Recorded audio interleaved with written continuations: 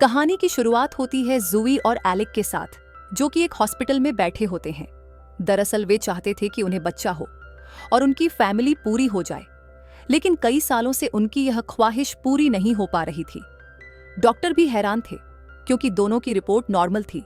तब डॉक्टर कहता है कि शायद किसी सदमे की वजह से ज़ोई प्रेग्नेंट नहीं हो पा रही थी। अब यह सदमा क्या है, इसके बारे में हम आगे जानेंगे। डॉक्टर दोनों को खुश रहने के लिए कहता है, लेकिन उनकी जिंदगी में खुशी तो मानो सलमान की वाइफ जैसी थी, यानी कि शून्य। उसी रात ज़ोई एलेक को बच्चा अडॉप्ट करने के बारे में बताती है और साथ ही उसे एक अनाथ आश्रम का कार्ड भी देती है, जो हॉस्पिटल में किसी ने उसके पास रखा था। लेकिन एलेक इसके लिए तैयार नहीं था, क्योंकि उसे लगता था कि शायद वह किसी और के बच्चे को उतना प्यार नहीं दे पाएगा। लेकिन फिर भी अपनी वाइफ की खुशी के लिए वह तैयार हो जाता है और अगले दिन दोनों उस अनाथ आश्रम में जाते हैं। वहां वे एडॉप्शन के लिए एक एप्लीकेशन भरते हैं। बाद में आश्रम की इंचार्ज मिसेस लॉन्ग उनसे पूछती हैं कि क्या उनका कोई और भी बच्चा है। इस सवाल से दोनों इमोशनल हो जाते हैं और ज़ोई बताती है कि एक एक्सीडेंट के बाद वह गर्भधारण नहीं कर पा रही है। ज़ोई के ज्यादा इमोशनल होने के कारण मिसेस लॉन्ग उससे उस एक्सीडेंट के बारे में ज्यादा नहीं पूछती। इसके बाद वे तीनों आश्रम के बच्चों से मिलते हैं। तभी ज़ोई की नजर एक अनोखे बच्चे पर जाती है, जिसने एक बैंकर की तरह सूट और कैप पहनी थी। वह ज़ोई को देखकर मुस्कुराता है।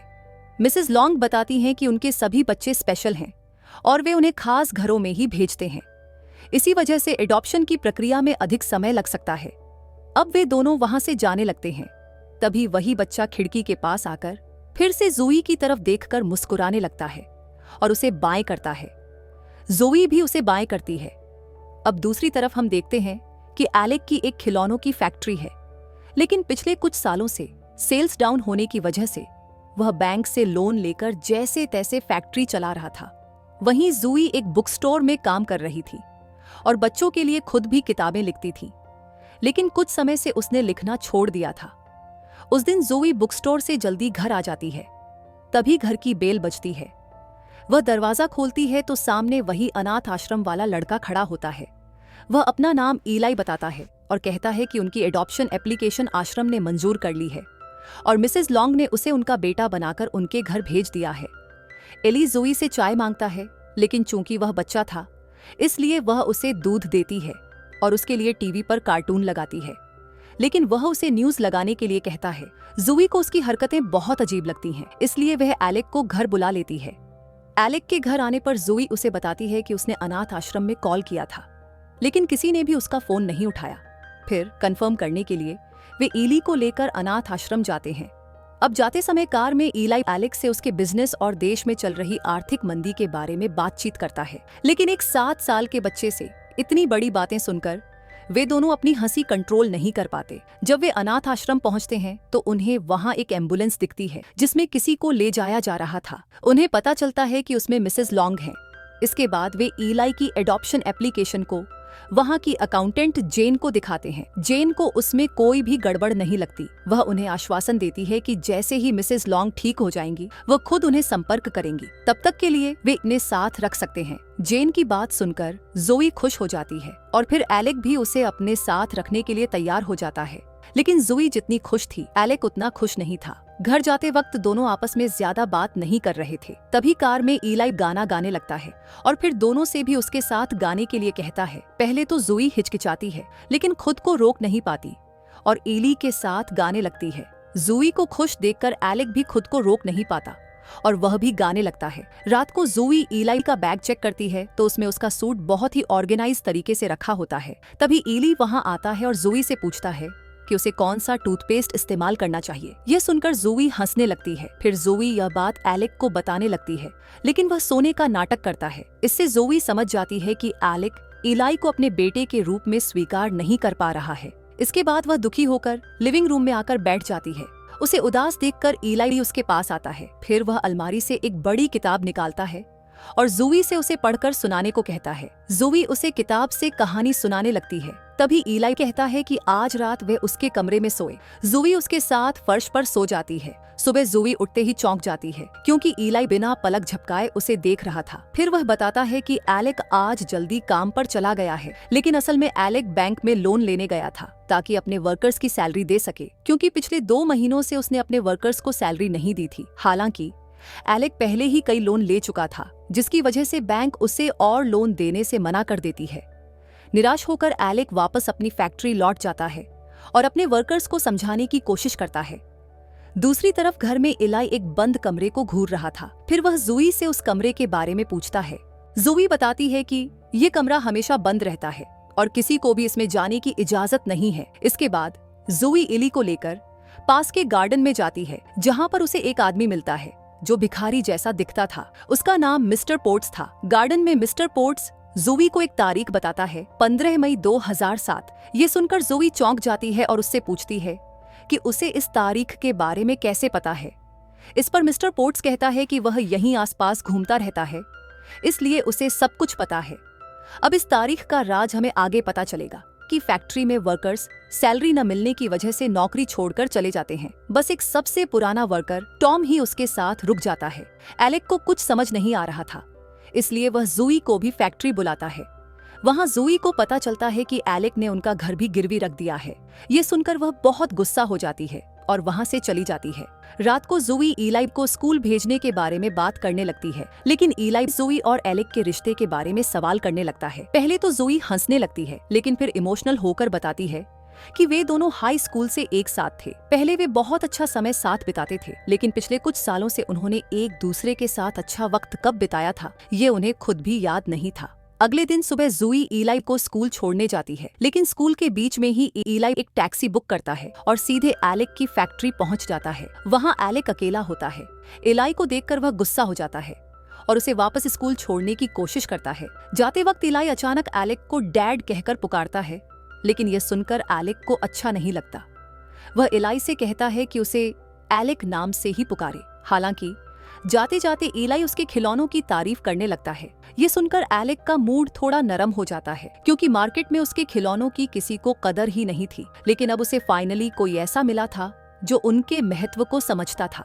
जब वे दोनों घर लौटते हैं तो उन्हें ज़ूई के गुस्से का सामना करना पड़ता है। लेकिन तभी एक डिलीवरी बॉय चाइनीज खाना लेकर आता है जिसे ईलाई ने ऑर्डर किया था। ये सुनकर पहले तो ज़ूई और एलेक हैरान रह जाते हैं, लेकिन फिर दोनों हंसने लगते हैं। अब एलेक भी धीरे धीरे ईलाई को पसंद करने लगा था। रात को जब ज़ूई सोने जा रही थी तब उसने देखा कि ईलाई के हाथ में एक टेडी बियर था, जिसे उसने उस बंद कमरे से चुपके से ले लिया था। ये देखकर ज़ूई तुरंत उसके पास जाती है और उसके हाथ से टेडी बियर ले लेती है।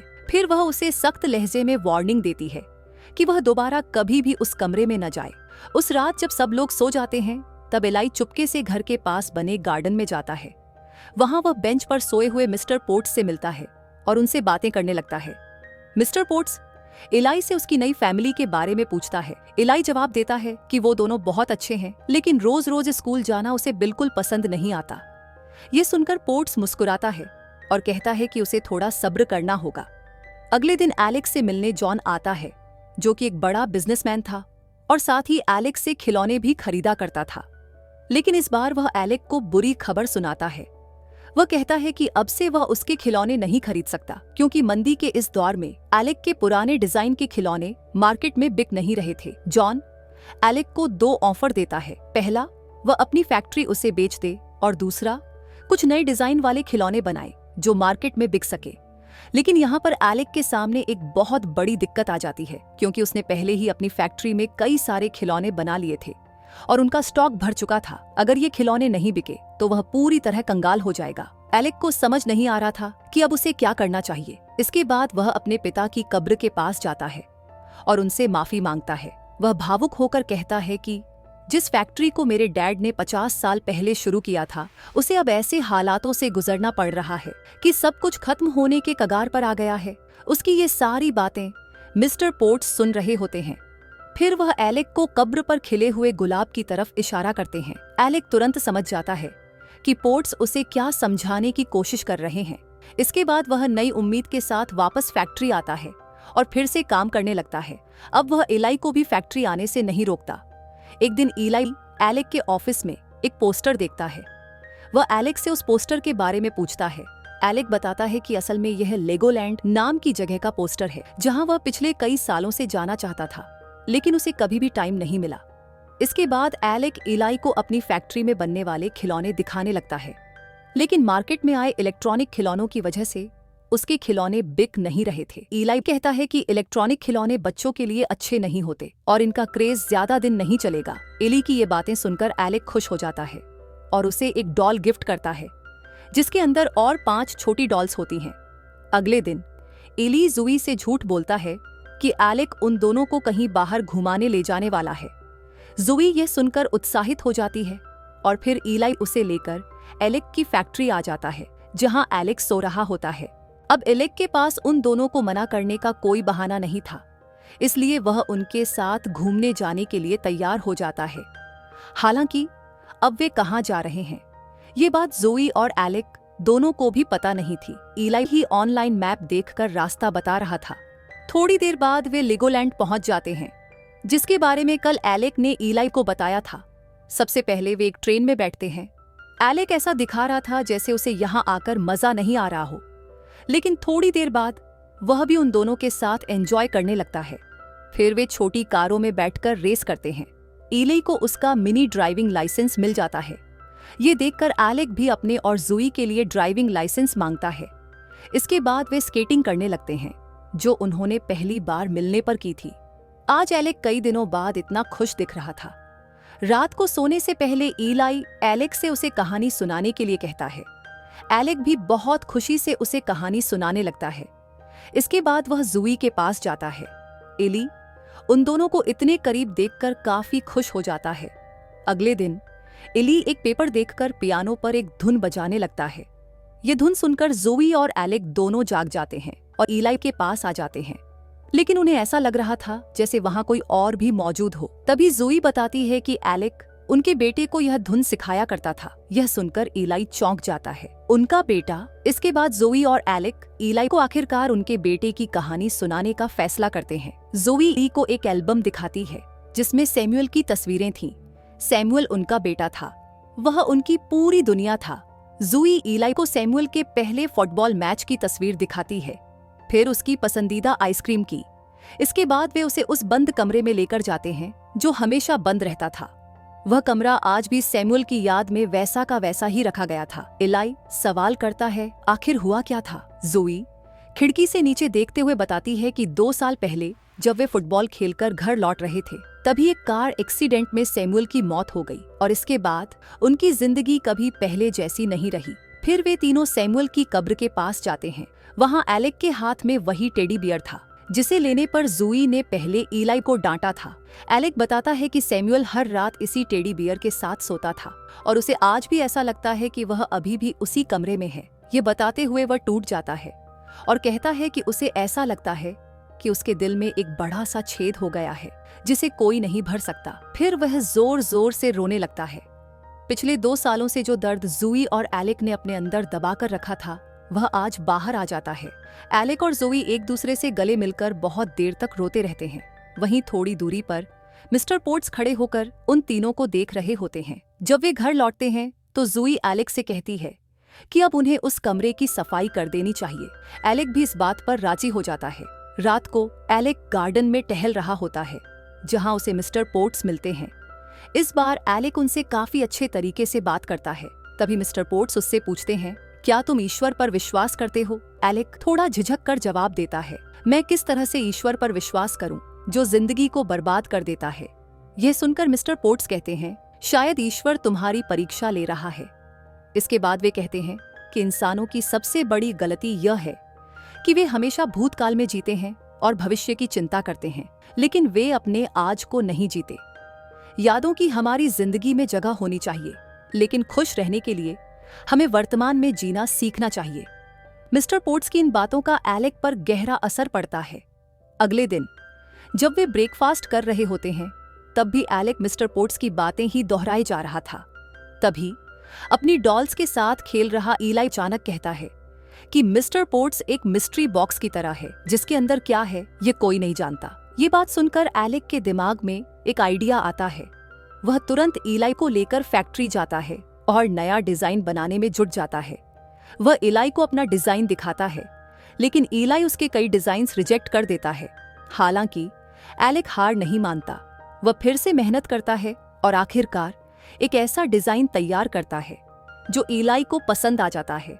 अब एलेक एक लकड़ी का बॉक्स बनाता है और उसमें अपनी फैक्ट्री के 5 अलग अलग खिलौने रख देता है। इसके बाद वह जॉन और बाकी खिलौना बिजनेसमैन को कॉल करके अपने नए प्रोडक्ट के लिए एक मीटिंग अरेंज करता है।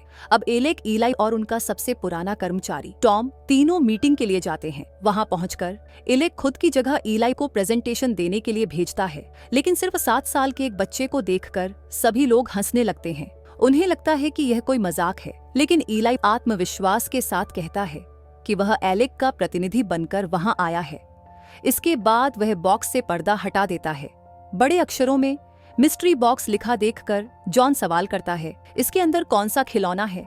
इलाई मुस्कुराकर जवाब देता है, अगर मैंने यह बता दिया तो फिर इसे मिस्ट्री बॉक्स कौन खरीदेगा? जॉन को यह बात समझ नहीं आती, लेकिन एक दूसरा बिजनेसमैन इलाई की सोच को समझ जाता है। वह कहता है, लोगों को मिस्ट्री पसंद होती है, इसलिए वे इसे खरीदेंगे। आधी से ज्यादा खुशी तो इसे खरीदने और खोलने में ही होगी। इसके बाद एक जापानी बिजनेसमैन तुरंत 20,000 बॉक्स का ऑर्डर देता है। धीरे धीरे बाकी बिजनेस पार्टनर्स भी ऑर्डर देने लगते हैं। तभी एलेक अंदर आता है। वहां मौजूद सभी लोग उसके यूनिक आइडिया से इम्प्रेस हो जाते हैं। एलेक अपनी फैमिली के साथ इस बड़ी सफलता का जश्न मनाता है। इसी दौरान एलेक इलाई से कहता है कि अगर वह चाहे तो उसे डैड कह सकता है। ये सुनकर जोई और इलाई दोनों बेहद खुश हो जाते हैं। रात को इली मिस्टर पोर्ट्स से मिलने गार्डन जाता है। मिस्टर पोर्ट्स एलेक की इस सफलता से काफी खुश होते हैं। फिर वह इलाई के कान में कुछ कहते हैं। अगले दिन वे तीनों मिस्टर पोर्ट्स से मिलने गार्डन जाते हैं। वहाँ वे उन्हें क्रिसमस के लिए अपने घर पर डिनर करने के लिए आमंत्रित करते हैं। आगे हम देखते हैं कि क्रिसमस के दिन एलेक के मिस्ट्री बॉक्स की मांग बहुत ज्यादा बढ़ गई थी, लेकिन उसे इस डिमांड को पूरा करने में कोई परेशानी नहीं होती, क्योंकि उसके पास पहले से ही खिलौनों का भरपूर स्टॉक था। उसे सिर्फ बॉक्स बनाने थे, जिसकी वजह से वह इतनी बड़ी डिमांड पूरी कर पाता है। क्रिसमस की रात मिस्टर पोर्ट्स डिनर के लिए उनके घर आता है। एलेक के कहने पर वह क्लीन शेव करता है, नहाता है और पूरी तरह फ्रेश हो जाता है। बाद में वे सब मिलकर खाना खाते हैं और फिर एक मजेदार गेम खेलते हैं। उन सभी को खुश देखकर मिस्टर पोर्ट्स भी बहुत खुश होता है। बाद में जब वह जाने लगता है, तभी जोई चुपके से उसके हाथ में पैसे रख देती है, लेकिन पोर्ट्स पैसे लेने से मना कर देता है। तब जोई उससे कहती है, सड़कों पर जिंदगी बिताने से पहले आप भी किसी के प्यारे बेटे रहे होंगे, और अगर आपकी जगह मेरा अपना बेटा होता तो। पोर्ट्स यह सुनकर भावुक हो जाता है। रात को सोने से पहले एली अचानक जोई से पूछता है कि क्या उसे एंजल्स, स्वर्गदूतों पर विश्वास है, लेकिन जोई इस सवाल का कोई खास जवाब नहीं देती, क्योंकि उसके दिमाग में कुछ और ही चल रहा था। वह एलेक के पास जाती है और उसे एक गिफ्ट देती है। एलेक जब उसे खोलता है तो अंदर प्रेगनेंसी टेस्ट होता है। जोई मां बनने वाली थी, जिसकी उन्होंने कभी उम्मीद ही छोड़ दी थी। वह चमत्कार अब सच हो गया था। एलेक जोई को गले लगा लेता है। वह यह खुशखबरी इलाई को भी देना चाहता था, लेकिन जोई कहती है कि शायद वह सो चुका होगा। लेकिन उन्हें इस बात का अंदाजा भी नहीं था कि इलाई सीढ़ियों पर बैठा उनकी बात सुन रहा था। अगले दिन एलेक इली को यह खुशखबरी देने उसके कमरे में जाता है, लेकिन वहां पहुंचकर वह चौंक जाता है। इलाई कमरे में नहीं था। एलेक को वहां एक लेटर मिलता है जिस पर उन दोनों के नाम लिखे होते हैं। तभी जोई के फोन पर अनाथ आश्रम की अकाउंटेंट जेन का कॉल आता है। वह बताती है कि मिसेस लॉन्ग अब ठीक हो गई हैं। उन्होंने इलाई का फॉर्म देखा, लेकिन हमारे आश्रम में इलाई नाम का कोई भी लड़का कभी भी नहीं था। जोई यह सुनकर सन्न रह जाती है और तभी जेन आगे कहती है, अब उस फॉर्म पर उस बच्चे की फोटो भी नहीं है। ये सुनते ही जोई के हाथ से कॉफी मग गिरकर टूट जाता है। उसका दिल तेजी से धड़कने लगता है। जल्दी से वह डेस्क के पास जाकर वहां रखा लेगोलैंड वाला ड्राइविंग लाइसेंस निकालती है, लेकिन उस पर भी इलाई का कोई फोटो नहीं था। अब उसे समझ आता है कि इलाई और पोर्ट्स दोनों इंसानों के रूप में एंजल्स थे। वे उनकी बिखरी जिंदगी को ठीक करने आए थे। तभी उसे अचानक याद आता है कि हॉस्पिटल में अनाथ आश्रम का कार्ड उसके पास रखने वाला और कोई नहीं बल्कि मिस्टर पोर्ट्स ही थे। जोई ऊपर जाकर उस लेटर को पढ़ने लगती है। लेटर में इलाई ने लिखा था कि वे अपने बेटे सैमुअल की बुरी यादों को भूलकर उसकी अच्छी यादों के सहारे जिंदगी बिताए। जूई लेटर पढ़ते पढ़ते रोने लगती है। आगे इलाई ने अपने प्यार और अपनी विदाई की बात लिखी थी, लेकिन सबसे चौंकाने वाली बात यह थी कि जल्द ही तुम्हारे घर एक बेटी आएगी। ये भविष्यवाणी लेटर में लिखी हुई थी। कुछ महीने बाद एलेक और जोई के घर वाकई एक बेटी का जन्म होता है। वे अपने नए जीवन में बेहद खुश होते हैं। तभी जोई की नजर दरवाजे की तरफ जाती है। वहां इलाई खड़ा था। वो उनसे मिलने आया था, लेकिन जैसे ही वे उसकी तरफ बढ़ते हैं, देखते ही देखते वह गायब हो जाता है और यहीं इस कहानी का अंत हो जाता है। अगर आपको ये वीडियो पसंद आई हो तो लाइक करें और चैनल को सब्सक्राइब करना न भूलें। ऐसे ही और थ्रिलिंग स्टोरीज के लिए बेल आइकन दबाएं ताकि आपको हर नई वीडियो की नोटिफिकेशन सबसे पहले मिले। शेयर करें अपने दोस्तों के साथ। मिलते हैं अगली कहानी में।